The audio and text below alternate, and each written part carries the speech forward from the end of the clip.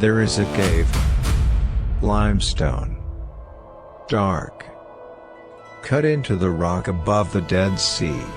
In a place called Qumran, where the desert meets the water and nothing else grows. Inside that cave, for 2,000 years, something waited. Not treasure. Not weapons. Leather. Thin as dried skin. Pressed flat under 2 millennia of silence. Words scratched into it in Aramaic, a language that was already ancient when the cave was sealed. Most of it rotted. Most of it turned to dust before anyone found it. What remained was enough to tell us about one journey. One figure. One night when the largest creatures on earth held their breath and sent the only one among them who had a chance of being heard. His name was Mahway, son of the Watcher Barakel. His wings dark, vast, heavy with the dust of 1,000 miles were folded tight against his back. Not spread for display. Not raised in thread. Folded. The way you fold something you are not sure you will ever use again. He did not carry a weapon. What he carried was a message, and the message was a question the Council of Giants had been too afraid to ask themselves. Are we already dead? The room had gone quiet after the two brothers finished speaking. Haya. Oh yeah. They had each dreamed the same thing, separately, on the same night. A garden, every tree pulled from the root. A stone tablet, every name on it washed clean. No one spoke for a long time after that. These were not creatures built for silence. The Nephilim filled space by nature, by size, by sound, by the particular weight that comes from bodies twice the height of any man. Silence was not their language. But the dreams had done something that war and hunger and centuries of dominance had never managed to do. The dreams had made them small. They needed an answer. A real one. Not from each other. Not from the Watchers who had fathered them into an existence no scripture had planned for. They needed it from someone who stood close enough to heaven to speak its language. There was only one such person. Enoch. The scribe. The one man who had walked out of ordinary human life and never come back. They looked at Mahway. He did not ask why. He already knew.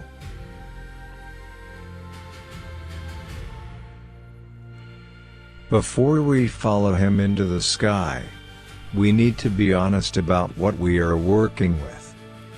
The story you are about to hear does not come from a complete book. It does not arrive with clean margins and careful chapter headings. It comes from fragments, pieces of leather recovered from Cave 4 at Qumran, catalogued under the designations 4Q530 and 4Q531.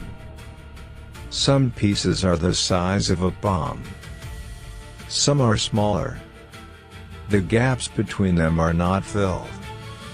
They are simply gone. The parchment dissolved. The ink vanished. Whatever those missing lines said, they said it to no one. What scholars like Professor Lorenz Stuckenbrook, 1997 critical edition of the Book of Giants remains the standard reference in the field, have worked to reconstruct is the shape of the narrative. Not the complete text. The shape. The logic. The sequence of events that the surviving lines imply. And what that shape tells us is this: after the two dreams were presented to the council, the giants reached a conclusion. They could not decode the visions themselves. The imagery was too precise, too deliberate. The stripped garden, the washed tablet, to be dismissed as ordinary nightmare. It carried the grammar of divine communication. And none of them spoke that grammar. Enoch did. The scribe of righteousness had been removed from ordinary human life, taken, in the language of the early texts, to a place at the edge of the inhabited world. Some traditions placed him beyond the desert, some beyond the mountains. The fragments do not specify the geography with precision. They specify only that he was reachable, but barely, and only by someone with the right blood to make the crossing. The council chose Mahway, son of the Watcher Barakel. They chose him not because he was the loudest voice in the room. The fragments do not preserve a speech, a competition, a debate. They suggest something quieter than that. They looked at him. He stepped forward. That was all. His father Barakel was one of the named Watchers, one of the 200 who had descended onto Mount Hermon and entered into the compact that set all of this in motion. That lineage ran in Mahway's blood in ways that could not be hidden and could not be borrowed. It was the only credential that mattered for what he was being asked to do. The mandate was simple. Find Enoch. Present the dreams. Receive the interpretation. Return with whatever he said. Even if it was the answer they feared. Especially if it was that. The surviving Aramaic describes the motion as something like eagles. Not the slow, labored flapping of a creature learning to fly. Something faster than that. Something that had been waiting, held folded and still through the entire council, through the long silence after the dreams, through the moment of choosing, and was now released. His wings opened over the desert at dawn. Dark against the pale ochre sky. Vast enough to throw a shadow on the sand below that moved like a storm front, crossing terrain that would take a man days to walk in a matter of hours. The feathers black, heavy, edged with the particular dullness of something that has never been decorative, cut through the dry air with a sound like distant thunder. But there was no triumph in it. That is the thing the fragments preserve most clearly in the texture of this scene. He was not soaring. He was crossing. The difference is everything. What moved him was inheritance, and something heavier than inheritance. His father Barakel had descended from a realm where distance worked differently. Something of that capacity had passed to Mahway at birth, in his blood and in his wingspan, in the specific way his body existed between two worlds that were not meant to overlap. He used it now, because there was no other option. Because the council had looked at him and he had stepped forward, and the mandate was already done. The desert below him was the eastern wilderness. Ancient. Enormous. The kind of landscape that makes every human settlement look like an accident, a temporary arrangement of mud and stone that the sand is slowly reclaiming. There were no roads. There were no fires on any horizon. There was only the rock and the heat and the silence of a world that had not yet decided what it was. Mahway would have felt the altitude in his lungs. A body his size, twice the height of any man, carrying the proportional weight of that scale, generates its own heat. At elevation, in the furnace air above the eastern desert, The two temperatures press against each other. The body produces heat. The sky returns it. He kept moving. East. Always east. Below him, the last traces of the Nephilim settlements fell away. Structures cut from stone at a scale that no ordinary human hand could have managed, doorways the height of trees, walls thick enough to muffle thunder. The physical record of what the hybrid race had built in the centuries since their fathers descended. Permanent. Defiant. Already, in certain ways, beginning to look like ruins. He did not look back.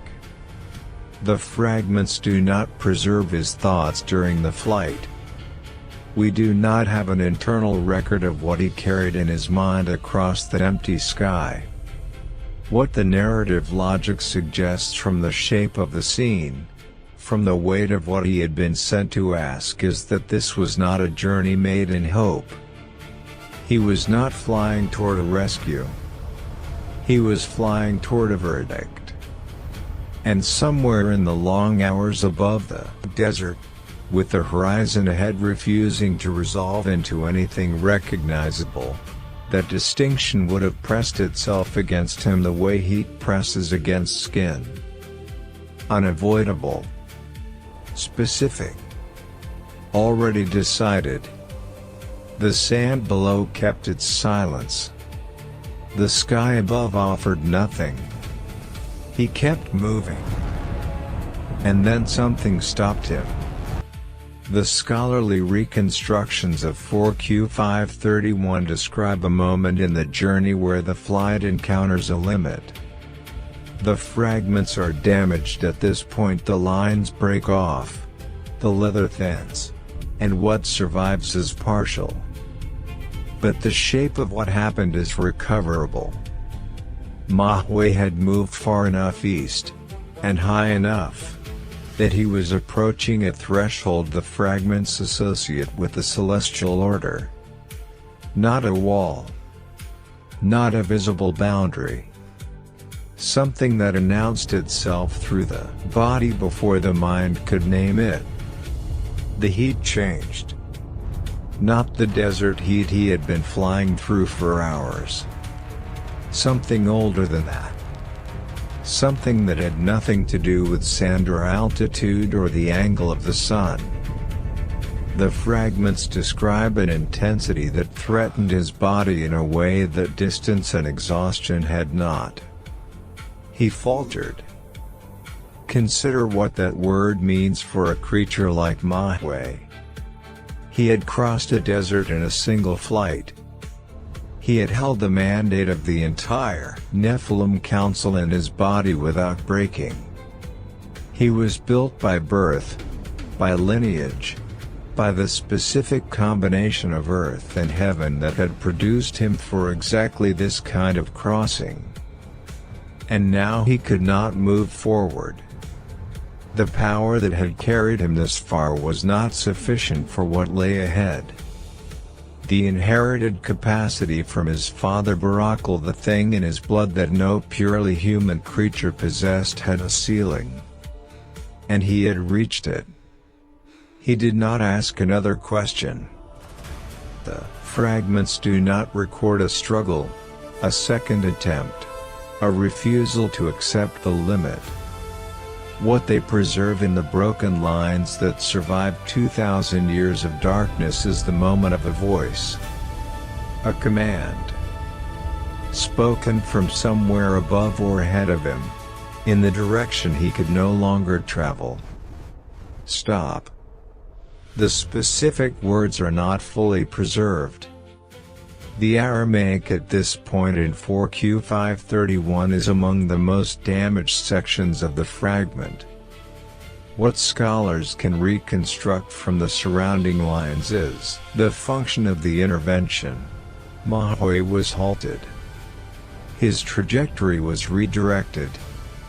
And within the redirection was embedded a location, the place where Enoch could be found. He had been flying toward the wrong destination. Or perhaps toward the right one, by a route that would have destroyed him before he arrived. He turned. Not in defeat. Not in surrender. With the specific, quiet compliance of someone who has just understood that the rules of this crossing were never his to determine. He descended toward the edge of the inhabited world. Toward the place where the desert met something the maps of that era had no name for. Toward Enoch.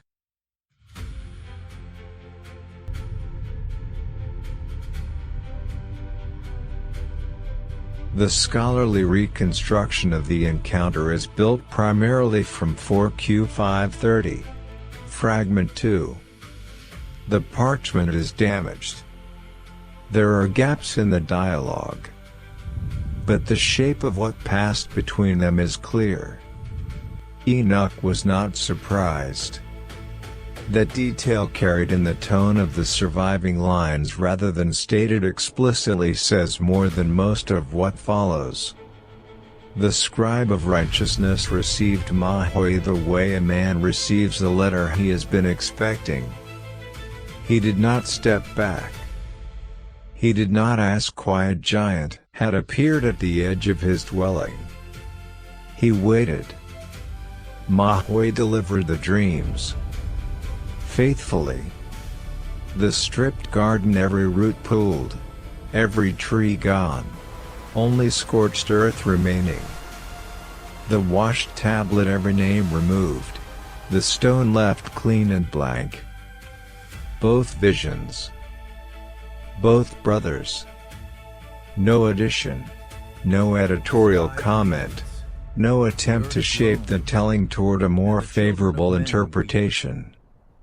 He was a messenger. He delivered the message. Enoch listened.